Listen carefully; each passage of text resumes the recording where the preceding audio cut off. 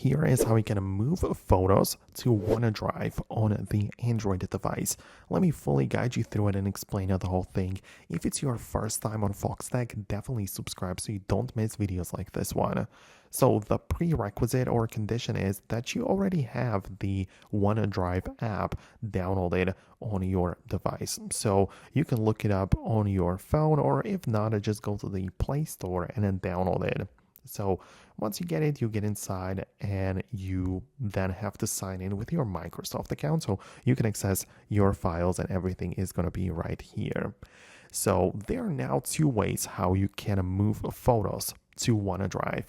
The first one is choosing only selected few images, only those which you actually want to go there. So if you are inside of the app, switch from the files mode to the photos mode in the top and click on the plus button, which should appear at the bottom.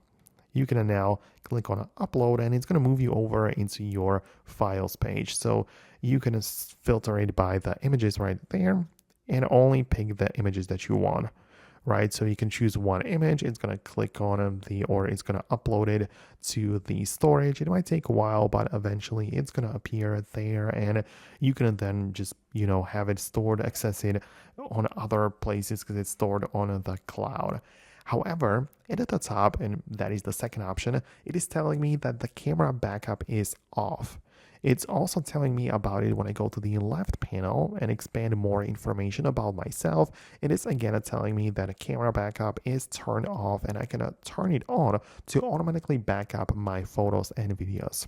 And if I turn it on, basically every single thing, every photo and video from my gallery will be automatically uploaded to the OneDrive storage. So that means a few things. Well, every single picture which I capture with my camera or anything that appears in my gallery gets uploaded automatically to the OneDrive, which means it's safely stored on the cloud. It's kind of like backed up, so even if anything happened to my phone, I still have access to those images.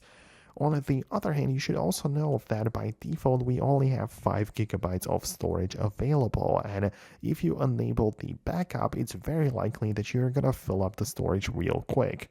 So unless you have more storage, which you can get more of at the bottom, you don't really have much available, right? It depends on how many photos you have, but if you want to back up your whole camera and your whole gallery, then you're going to need a lot more storage. So that is the second option. I know a lot of people who use it. It's actually very convenient. So let me know your thoughts and opinions about it below.